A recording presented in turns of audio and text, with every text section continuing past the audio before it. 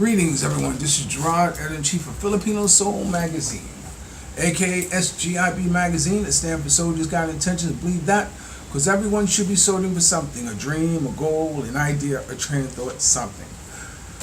S.G.I.B, hip-hop, urban, raw, the truth of Photographers magazine. Hip-hop because it recognizes the dominating force in music since 1998. And I know that year specifically because I was in my final year before I got out of prison, and I was reading everything, and I read that hip-hop had just surpassed the most popular genre at that time, which was country. Urban because it's another product manifested from the streets.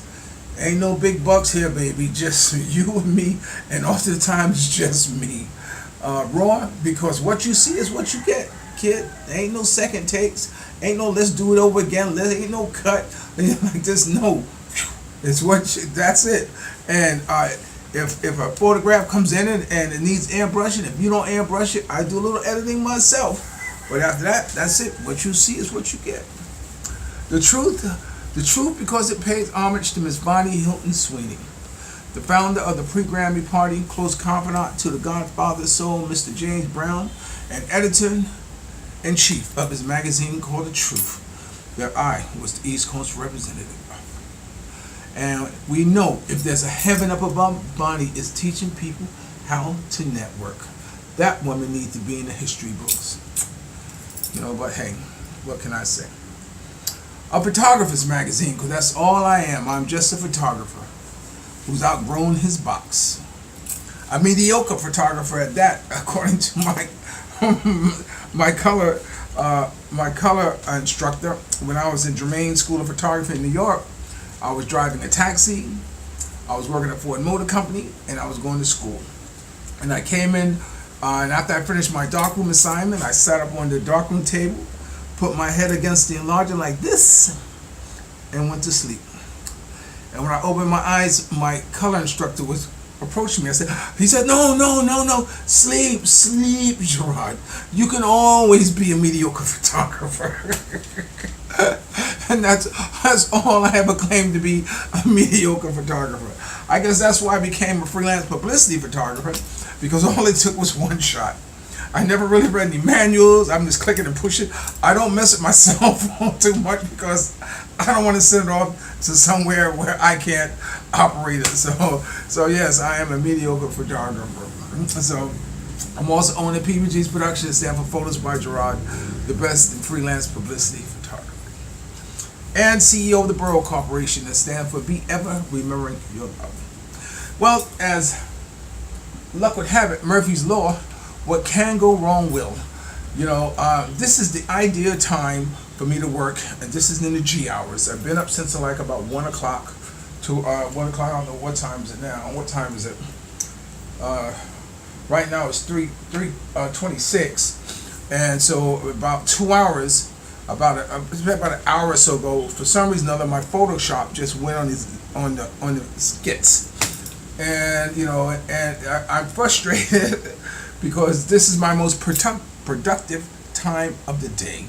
Is this time because there's no interruptions, no phones going off or anything like this.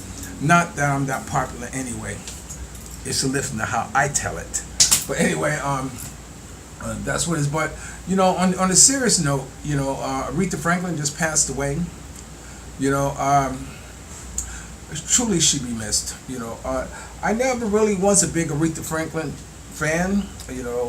Like I said, I come from an era, in my personal humble opinion, that I didn't listen to female singers. I just didn't like female singers, or female singers couldn't sing for me. It was only the men who could sing for me. The Temptations, Marvin Gaye, O.C. Smith, or Jerry Butler, or Curtis Mayfield, or whatever. Those guys. The phonics, the stylistics, the Blue Magic. And on and on and on and on. Those guys often sung songs that I could relate to, although they never wrote love songs to me or for me, because they just didn't. So I never really got into female singers. It's the groups like Diana Ross, Martha Reeves and the Vandellas, if you were a guy and you were singing those songs, you were known as being funny. You know. So I say all that to say this, that I know Aretha will be missed. I know she is taking her place in that big group shot in the sky where all the other greats have gone before her, waiting for me to get there to take that picture. And I hope when Aretha gets there and she sees them all and she tells them, look, Gerard will be there soon, and he wanted me to pass on that he always will love all of us more. But this is there are two songs that are like Aretha. I'm gonna play one of them now, but the main one is Respect, RESEPCT, because that's the only way how I can say it. That's the only way how I know how to spell it. So whenever I have to say the word respect or spell the word respect, I always rely on Aretha to be there to help me spell it. Well, this is the other song I like. You know, I don't know what it is about this song that I like about her singing it, but I'm gonna play it for you.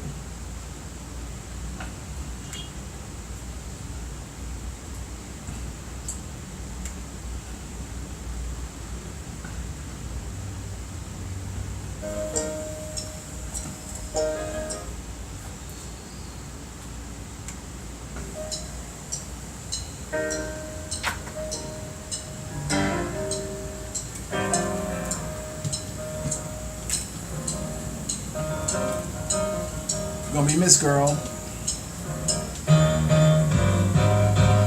Darling, you send me. Darling, you send me. Darling, you send me. I need you do, I need you do, I need you do.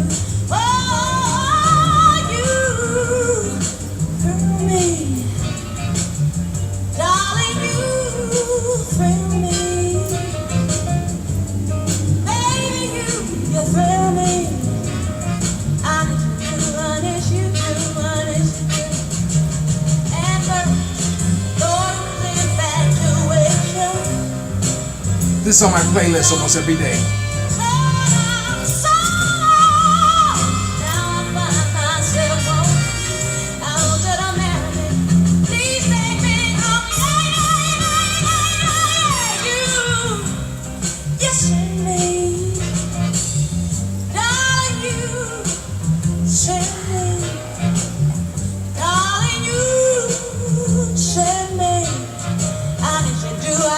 Did you know you do now?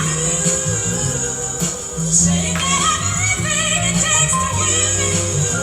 And when you do the things you do, you know that you send me. Honestly, you send me, baby, you send me. You're groovy, ooh, you send me. I just beg you to send me. Yes, I see the melody around love. I just can't stand it. Real, kill, ooh, send me, baby. Send me, baby. Okay, that was my tribute to Aretha Franklin, and I want to say something. I thought about how I would like to have been at the Apollo Theater in New York, because I know the atmosphere that was going on there from being there when the Godfather of Soul, Mr. James Brown, passed away. I mean, to be around that energy or be around that sadness, or was it's very spiritual in itself, being there, knowing that someone like Aretha Franklin or the Godfather Soul, Mr. James Brown, had passed away. I was also there when Michael Jackson passed away. I wasn't there when the Godfather Soul, Mr. James Brown, passed away, because they drove his coffin through there, because I was on a cruise with Tatiana, and that's when I heard the news that Christmas, and I was brokenhearted that I couldn't be there. during the memorial services of him. But I was there when Michael Jackson had passed away. And it's funny because I had found out that, which was my surprise, because I got some pictures of Michael Jackson throughout, for a lot of years, from the Jackson 5s, whatever. But my biggest accomplishment was the one I took of him in the office, in the inner office of Reverend Dr. Al Sharpton, with Johnny Cochran, with Dougie Fresh, and Russell Simmons, when Michael Jackson was having his problem with Sony Records promoting his record. Russell Simmons, he's in the news now. But what's funny? Because when I was in the office, now I missed the whole hip hop revelation. I mean, that shoot over my head, whether I was moving too fast or I was in deep into soul music, or that generation of music. So anyway, so what happened was that I'm gonna play my playlist. So what happened was that there was someone who was just sitting on the arm of a chair, with his legs crossed like this, and I got to the back of Reverend's office, and he's sitting there. I said, excuse me, are you somebody? He said, no, I'm not nobody. He said, no, I'm not nobody. So I said, okay. Can I take a picture anyway? He said, yeah, you take my picture. So I took his picture. And so it was funny because when it got to the stage, they called him up. His name was Russell Simmons. I didn't know Russell Simmons when I saw Russell Simmons. I know Russell Simmons from a hole in the wall. And then I found out, Russell Simmons, that's what I was. So I had a lot of moments like that. One more real quick. I want to talk about some other things. About let's see if this is gonna work. Okay.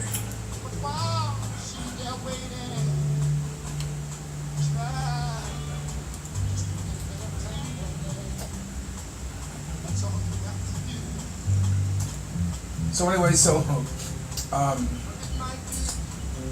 one time Warner Brothers had contacted me, and Warner Brothers had contacted me and said,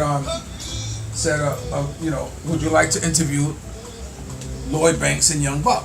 So at that time I had Burl Stone working with me. God bless Burl Stone. I don't know if she's still alive.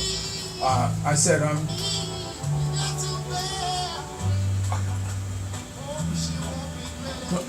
it might work. I'm trying to cross everything,